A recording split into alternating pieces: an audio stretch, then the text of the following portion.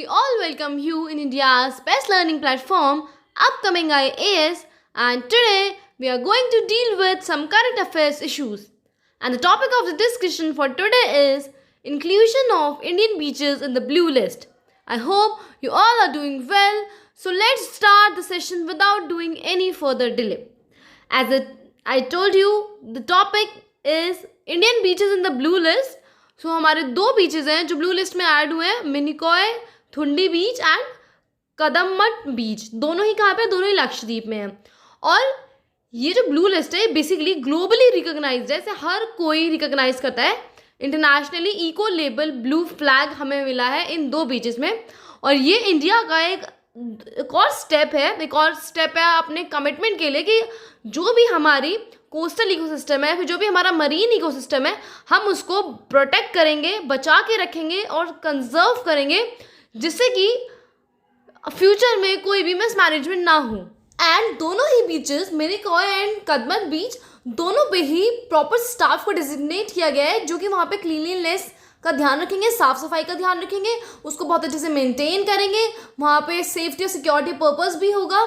और जो foundation for environment education that is FEE, इनके जो 33 क्राइटेरियाज हैं वो भी ये दोनों बीचेस फुलफिल करेंगे. नाउ लेट्स टॉक अबाउट कि थुंडी बीच एंड कदमत बीच. मैं आपको थोड़ा बता देती हूँ इनके बारे में.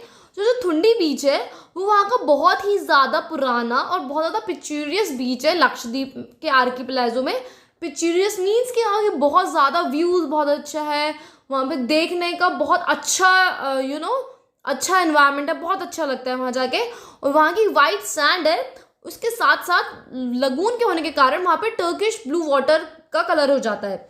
And if we talk about Kadmat beach, तो कदमत बीच भी बहुत ज़्यादा पॉपुलर है अपने क्रूज टूरिस्ट के लिए, क्योंकि वहाँ पे वाटर स्पोर्ट्स होते रहते हैं. और अगर जिन लोगों को नेचर से बहुत ज़्यादा प्यार है, जो बहुत ज़्यादा एनवायरनमेंट की साफ़ सफाई रखते हैं, पोल्यूशन कम करते हैं और दूसरे लोगों को भी समझाते हैं, तो जिन लोगों को नेचर लवर्स है, वहाँ के लिए, उन लोगों के लिए तो ये कदमत बीच बहुत ज़्यादा अप्रोप्रिएट है, क्योंकि इसकी जो सैंड है वो पर्ल की तरह है, मोती की तरह है. वहाँ पर भी ब्लू लगून वाटर है एंड मॉडरेट क्लाइमेट होने के साथ साथ वहाँ पे जो लोकल्स हैं वो भी काफ़ी फ्रेंडली हैं, अच्छे से बिहेव करते हैं. और इन्हीं के साथ साथ जो हमारे बीचेस हैं ब्लू फ्लैग सर्टिफिकेशन के अंदर, उनका नंबर 12 हो चुका है. पहले 10 थे, मैं उनके आगे आपको नाम बताऊंगी.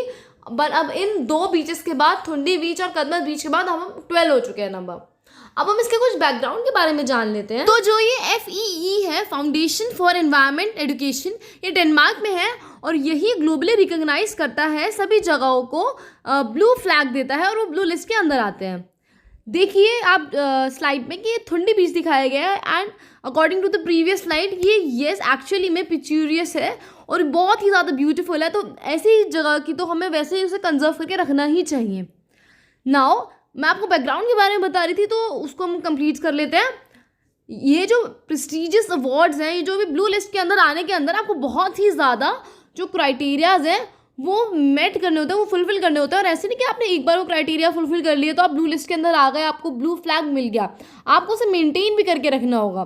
तो बहुत ही ज़्यादा स्ट्रिंजेंट एनवायरमेंटल एजुकेशन, बहुत ज़्यादा सेफ्टी रिलेटेड चीज़ें भी देखते हैं, तब जाके ब्लू फ्लैग का या ब्लू लिस्ट में आने का मौका मिलता है.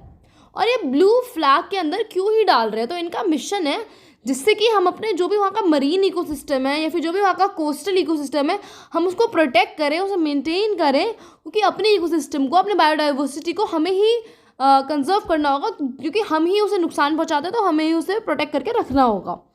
और इसके साथ साथ जब हम उन्हें प्रोटेक्ट करके रखेंगे, उन्हें कंजर्व करके रखेंगे, तो वहाँ पे टूरिज़्म भी डेवलप होगा.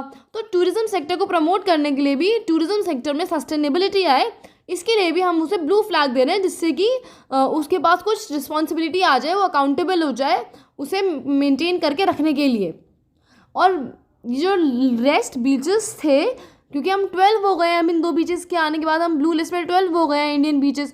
तो जो 10 थे वो ये बीचेस हैं जो मैंने आपको कहा था, मैं बताऊँगी.